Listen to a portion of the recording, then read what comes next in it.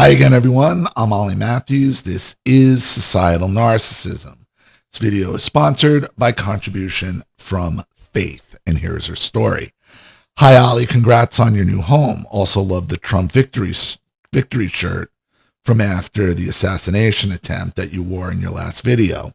I wanted to ask you about your thoughts on J.D. Vance. I hadn't realized he was the guy who wrote Hillbilly Elegy and was the basis of the movie. I recently watched the movie again and listened to the audiobook. Personally, I feel he is a survivor and a thriver. He is. Yeah, for sure. Do feel a little bad for him in regards. Well, and it's hard to feel bad for a United States senator and a guy who's been as successful as he has, and the probably, good chance of becoming the next vice president, And why do I feel bad for him? Because of his boomer mother. Because of his boomer mother. If you read the story, and I read the story, if you know the story, his mother is no different than a lot of your mothers that you guys write in about.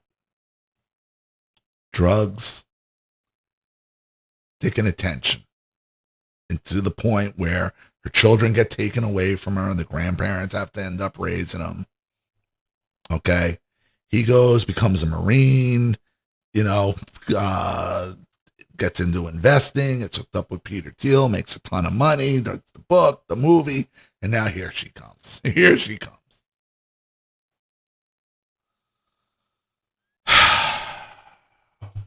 That's him. I mean, that's for him to decide. Honestly, that's for him to decide whether or not he lets her back in or not, or if she deserves it, or what have you. But to me, her story is no different than anyone else's story on this channel. She got addicted because she was a nurse. So it's not like she was poor she was working. She had a job. She had a good job. She made the decision she wanted to be a party girl and start taking prescription drugs, and then it turned into heroin. And yeah, that's how it happened. Did his father walk out? Yes. Just up and left, apparently. Have some questions there as well. Then it was a revolving door of guys coming in and out. He goes, the grandparents raise him. He goes, becomes a Marine. You know the story. Now he's VP. And here's his mother. Everybody's applauding his mother now because she's been sober for 10 years. The woman was born in 1959. She had a pretty good run as at partying up till 10 years ago. 10 years ago was 2014. J.D. Vance was 29, 30 years old, and she was still doing drugs or getting clean, at the point of getting clean. Okay. But that's for him to decide. That's for him to decide. I am motivated to keep moving past my own traumatic history and keep aiming for self-improvement. In hearing his story, that desire has been strengthened. Currently, I'm back in school at the Christian University. And yeah, don't take what I'm saying about his mother as a knock on his story or what he's accomplished. That's all for him. That's all good on him. Credit to him for all of that. It just still bothers me when I saw his mother. It's like, I can see you for what you are. I can still see his mother for what she is.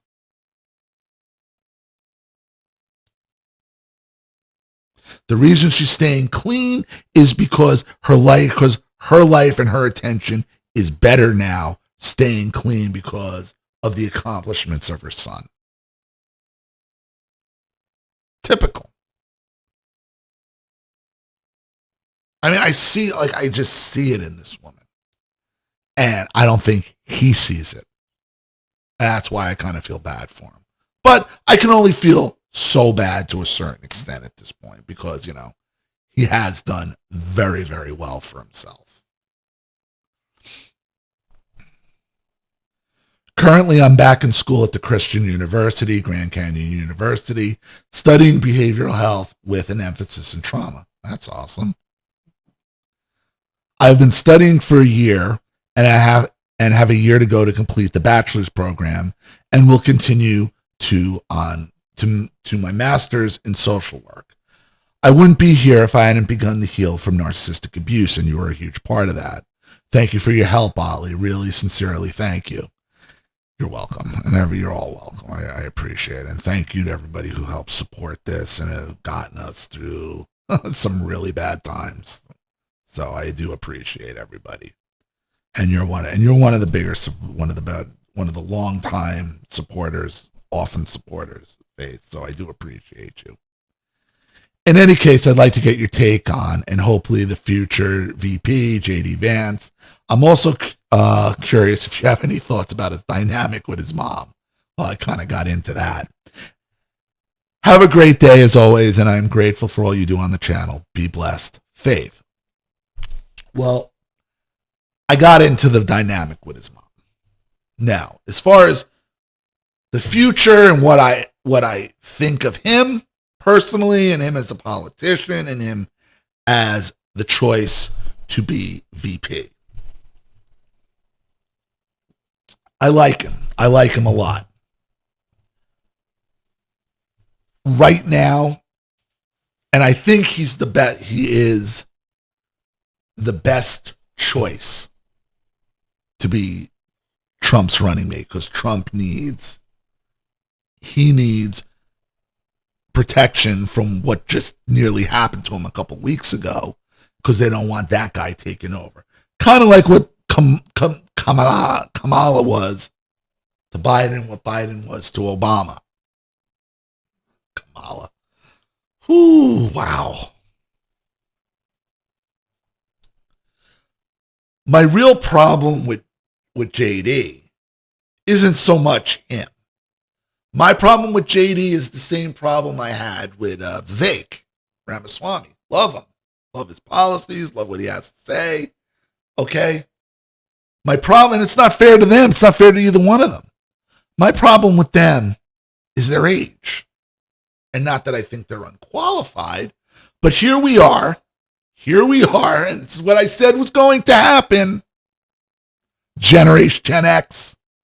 We have the boomers now taking the baton, handing it right over our heads, and giving it to the millennials. I mean, and this is Trump doing it. It's not Trump's fault. It's Gen X's fault. Because there's nobody prepared to take the job in our generation. Nobody. No one. On either side. Kamala, she's 59. I guess technically she's Gen X. I mean, that's the best. I was ready to move on from Trump. I was ready. I wanted DeSantis. I so wanted DeSantis to be ready. And when he had his shot, he wasn't ready for prime time. He ran the worst presidential campaign I have ever seen, and that most experts in the know have ever seen. It was mind-boggling. It was mind-boggling how bad it was. That he depended on, and not that you're depending on influencers in 2024 is bad now, obviously. He just depended on the worst of the worst, like the worst rhino former never Trumpers, and just oh, Jesus. And this might be a little inside baseball if you're not on X, Twitter, relying on the John Cardillos and the Max Nordau's to be the faces of your campaign. They're clowns. And doing stupid stuff like the freaking cowboy boots and to just wear dress shoes. Don't upset. Who cares how tall you are? Absurd. I'm the same height as DeSantis. lot of people taller than me. And the taller you were, the harder I go at you.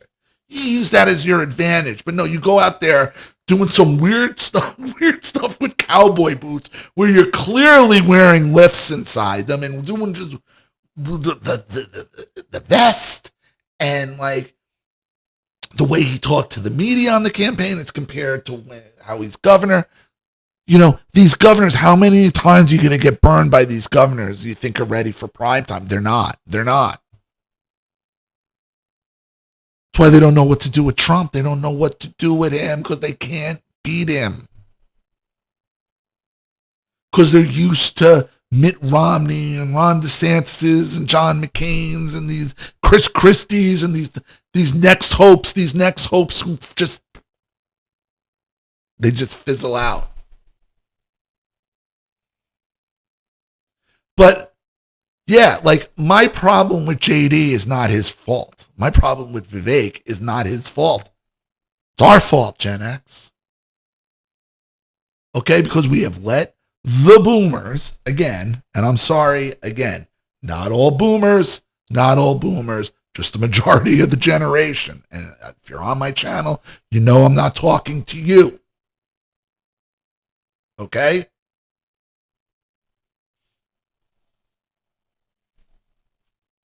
But these boomers, these Gen Xers can't make a decision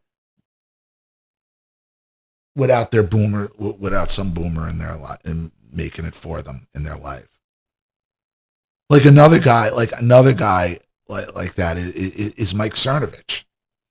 I can never put my finger on it, like what my like because he's arrogant, he's an ass. Like, but he has some great contacts. He does have great insights, and like you got to take the good with the bad. And someone asked him about moving to a different part of California because he's all about staying out in California. Now it's not as bad. Yet every other post is how bad it is about like the northern part of California. And I'm sorry if some of you don't know who Mike Cernovich is. You got to be on Twitter. But the point is, this guy, this Gen Xer who talks all this stuff, talks all this crap, says, why don't you move to this place up in Northern Cali, get all this acre. And he's like, oh, I looked at it, but I couldn't get the in-laws on board to move with us. Now, if you know who his in-laws are